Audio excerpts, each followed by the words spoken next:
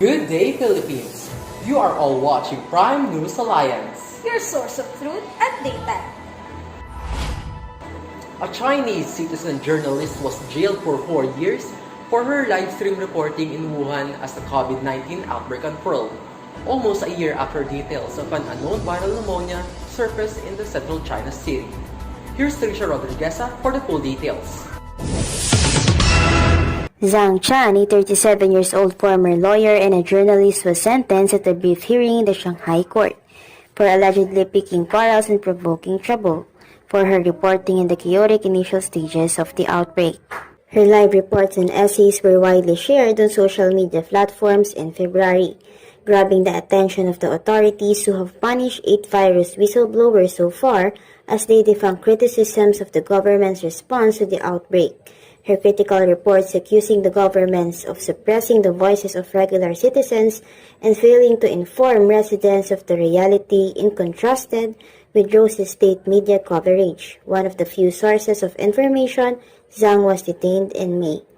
Beijing has congratulated itself for extraordinary success in controlling the virus inside its borders, with an economy on the rebound while much of the rest of the world stutters through painful lockdowns and surging caseloads a year from the start of the pandemic in Wuhan. Controlling the information flow during an unprecedented global health crisis have been pivotal in allowing China's communist authorities to reframe the narrative in their favor, but that has come at a serious cost to anyone picking holes in that storyline. According to Ren Kuan Yu, one of Zhang's defense lawyers, Zhang Chan looked devastated when the sentence was announced, confirming that 4-year jail term is outside Shanghai Pudong District People's Court. Concerns are mounting over the health of 37 years old Zhang, who began hunger strike in June and has been force-fed via a nasal tube. China's communist authorities have a history of putting dissidents on trial in opaque courts between Christmas and New Year to minimize Western investigations. The trial comes just weeks before an international team of World Health Organization experts is expected to arrive in China to investigate the origins of COVID-19. Zhang was critical of the early response in Wuhan, writing in a February essay that the government didn't give people enough information, then simply locked down the city. This is a great violation of human rights, she wrote. The court said she had spread false remarks online, according to Zhang Keke. 在别的国家，言论自由和新闻报道自由是非常的公开和敞开的，在中国反而不一样。特别是因为在武汉发生这个事，那张展他是抱着希望能够帮助武汉人民，希望能够去了解他们的疾苦，能够让外界有所知道，来就是每个人能更好的回避这种灾难嘛。反叛或者叛逆吧，就是，我觉得为什么这些东西不能拍啊？那我觉得这个是事实嘛，为什么不能拍事实？然后他们这样一说，就提醒我了，说我要先去把这个武汉的事实让网上的人知道，去给外界的人了解武汉发生什么事情。对。Rights groups have also drawn attention to her case. According to Lei Lan, research and advocacy consultant at the Chinese Human Rights Defenders NGO, authorities want to use her case as an example to scare off other dissidents from raising questions about the pandemic situation in Wuhan. Zhang is the first to face the trial of the group of 4 citizen journalists detained by authorities last year after reporting from Wuhan. Previous attempts by the other 3 journalists, Chen Kuishi, Fang Bin, and Li Zehua, were unsuccessful. Prime News Alliance, Trisha Rodriguez reporting. Thank you, Trisha. To other issues, at least 50 journalists, including 3 Filipinos, were in the hot eye last year. Based on Reporters Without Borders' annual roundup, 84% were deliberately targeted and killed in connection with their work. For full coverage, here's my partner, Brynmar Sorrento. Various media organizations, including the Committee to Protect Journalists or CPJ, consider 2020 as the worst year for journalists and media workers, following the sudden rise on media-related murder cases released by a non-profit organization, Reporters Without Borders or RWB. With its new high on RWB's count of killed journals, we declare 2020 as the worst time for media. It clearly shows that Our today's freedom to express has boundaries and consequences. Based on the RWB's data, the record of 84% on deliberately targeted and eliminated journalists last year is higher than 2019 with 63%, and the highest since 2016 with 74%. One of its founders, Robert Maynard, labeled the murdered journalists as hot-eyed due to their investigative reports and stories on drug cartels, terrorism, political corruption, and environmental issues. Moreover, Maynard points the countries were not at war have the most number of deaths last year, which were different from their previous records. They thought our journalists are deliberately targeted and killed due to their contribution to the truth. We salute these media heroes. The deadliest country for journalism are definitely different this year. Those countries outside the war let the death count while war countries become least. According to the 2020 report, Mexico became the leading hotspot with 8, and an average of 8 to 10 media workers annually since 2016, including the cases on beheading of a reporter named Julio Valdivia Rodriguez and the assassination of a local news editor named Fernando Alvarez Chavez. Meanwhile, Islamic countries Iraq and Afghanistan are the second deadliest nations with 6 reported cases, followed by India and Pakistan with 4, and Philippines and Honduras with 3.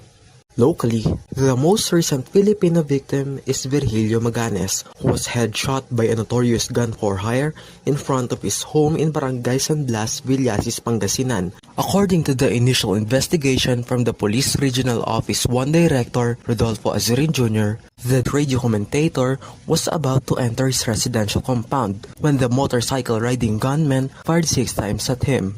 The National Union of Journalists of the Philippines, or NUJP, condemned the Maganes murder case and revealed the possible relation on the shootout attempt in 2016. On November 8, 2016, Maganes survived an attempt on his life by playing dead when motorcycle-riding gunmen shot him as he rode a tricycle. A sign was left near the scene that said, "Drug pusher, wag pamarisan," in what was seen to be an attempt to divert attention from the real motive for the slay trial.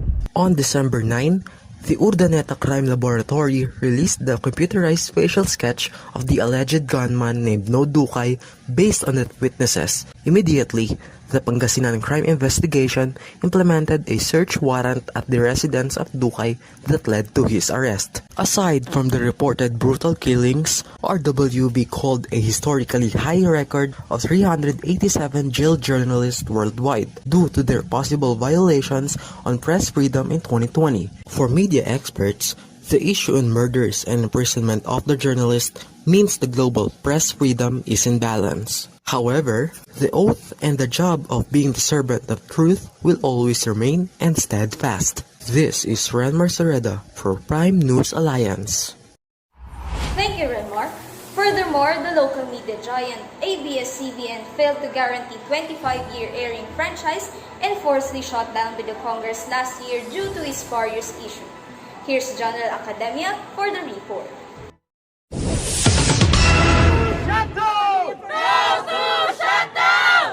Philippines' top broadcaster has been ordered to shut down last May 2020. The Telecoms Authority says ABS-CBN license has expired. The channel has in the past angered President Rodrigo Duterte, who correspondents say is well known for silencing media critics. President Duterte has been engaged in a long-running feud with ABS-CBN after the channel angered him during the 2016 presidential election by refusing to broadcast his campaign ads. This attack on legitimate media, together with the recently passed anti-terror law, is a throwback to the time of autocratic rule under Marcos. Citizens, you have been warned. Your civil liberties have been eroded. Your democracy is shrinking fast. Media watchdogs describe the move as a serious blow to press freedom. Amnesty International's Philippines Section Director Butch Ulano said in a statement, ordering ABS-CBN to stop its operation is an outrageous attack on media freedom. The Filipino people need accurate information from independent sources. The government must act immediately to keep ABS-CBN on air and cease all attempts to curtail media freedom. This latest move against ABS-CBN occurs after repeated attacks in the past against the network by President Duterte himself. It is yet another attack on freedom of expression in recent weeks, following the authorities' legal threats against people who criticize the government's response to the pandemic. The resolution to deny ABS-CBN's franchise application is hereby adopted. Just before its main channel went dark, Chairman Mark Lopez told viewers, "It is painful for us that we are being shut down, but it is also painful for millions of our countrymen who believe that our service is important to There was them." nothing illegal that ABS-CBN did, and no less than the government agencies like the Bureau of Internal Revenue and even the National Telecommunications Commission said that everything is above board. The problem with majority of the legislators who are members of the Committee on Legislative Franchises is that they ignored the recommendations of the NTC and the BIR and their findings, and they just went about their ways. So this is clearly a systematic attack on the media, because we cannot forget what happened, not just on ABS-CBN, but also to Rappler and Maria Ressa, to be more specific, as well as other members of the alternative media regarding the harassment and intimidation that they are facing under this administration. Make no mistake about it. Okay. It is not just because of Congress, but because of the President himself. Kapamilya, yan po ang mga balitang nakalap sa aming mas malawak na pagpapatrol. The network had their way of solutions to continue serving the Filipino people by digital platforms. ABS-CBN's digital platforms are not covered by the cease and desist order of the National Telecommunications Commission that prohibits ABS-CBN from continuing its broadcast operation in radio and television. ABS-CBN will continue to deliver the biggest news.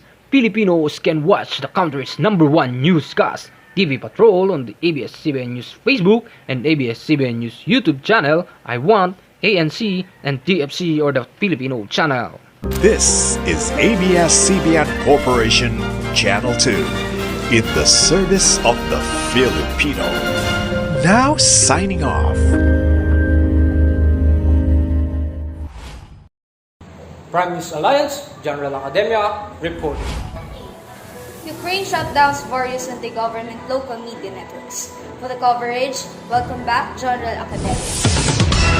Ukraine has shut down 3 domestic television channels linked to a politician close to Vladimir Putin, alleging that they pose a national security risk by spreading Kremlin disinformation at a time when the country is in its 8th year of an undeclared war with Russia. Among 19 members of the National Security and Defense Council, 17 voted for the decision. 1 member of the National Security and Defense Council abstained, and 1 is on a business trip. The decision was made. The relevant decree is posted on the president's website. In a presidential order announced late on February 3, current year, Tuesday, Volodymyr Zelensky imposed sanctions on Channel 112, News 1, and ZIK and their legal owner Taras Cossack for 5 years. The TV channels were blacked out overnight.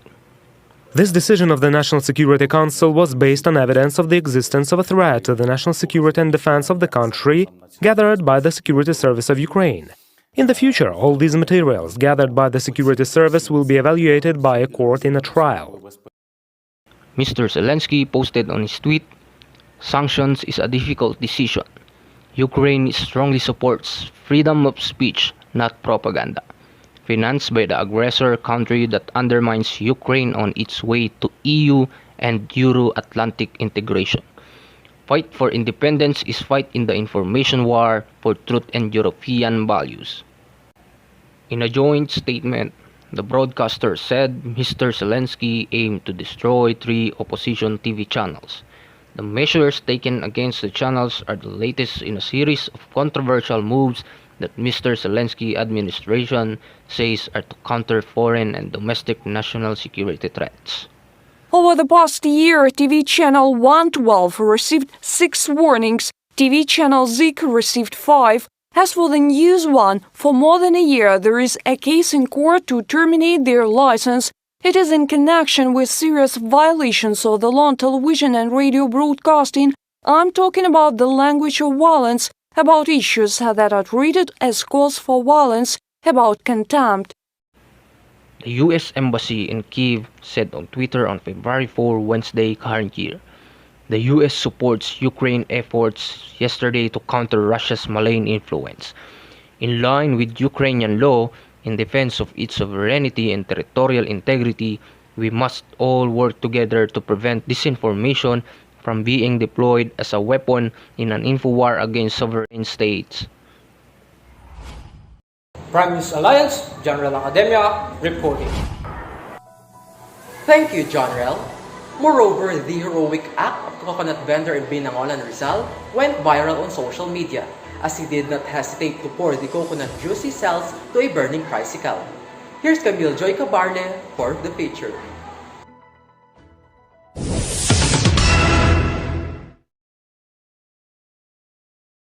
On the side street of Binangonan, Rizal, a tricycle was on fire and a man was seen beating the fire trying to put it out.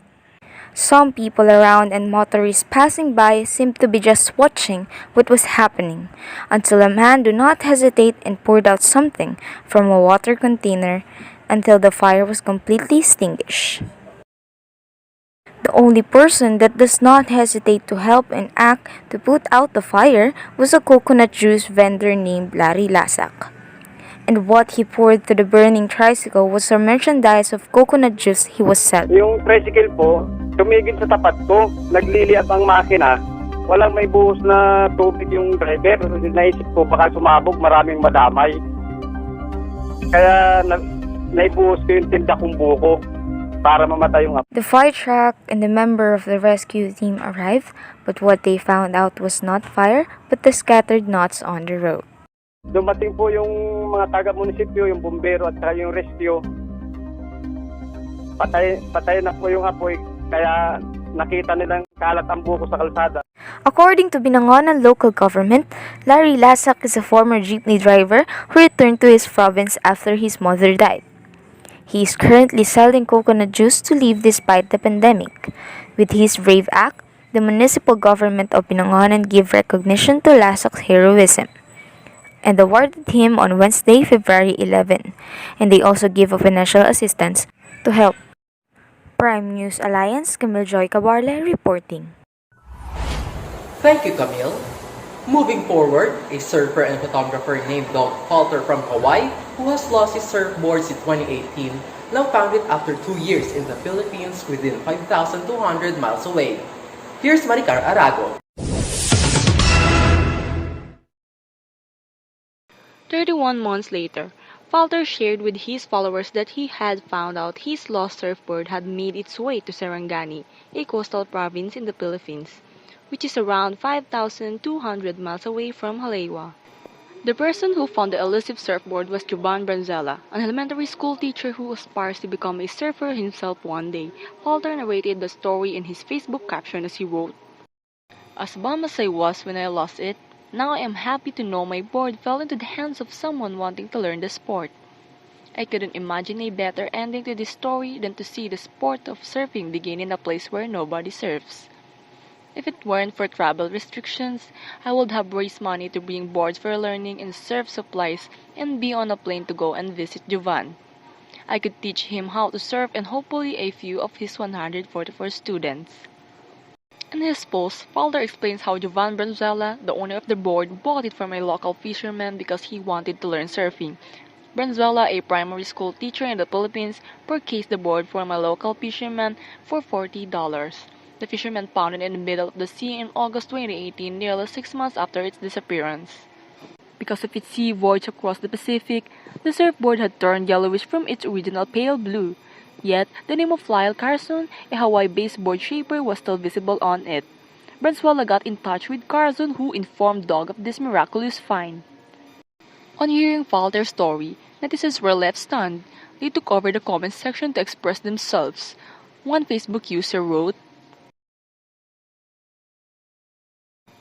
"And just like that, Falter and Branzella were connected by Carlson via social media. Falter began a GoFundMe to raise money for supplies he intends to ship over the Philippines for Branzella and his students, including reading materials and surf gear. The online fund is titled Surfing from Waimea Bay to the Philippines. Falter said that it was not only amazing to find out his board floated so far, but even more amazing to know it fell into the hands of a person who wants to learn the sport.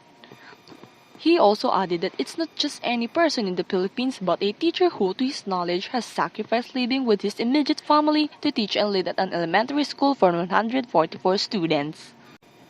I think it's safe to say his story of selflessness gave me the idea to raise money for the school he teaches at. The exposure of this story has allowed me to raise over $2,000 for his students, he added. The way I see it, it's a true testament to the term kindness is contagious. The feeling of giving is unlike any other, and I'm so happy to have the opportunity to do so.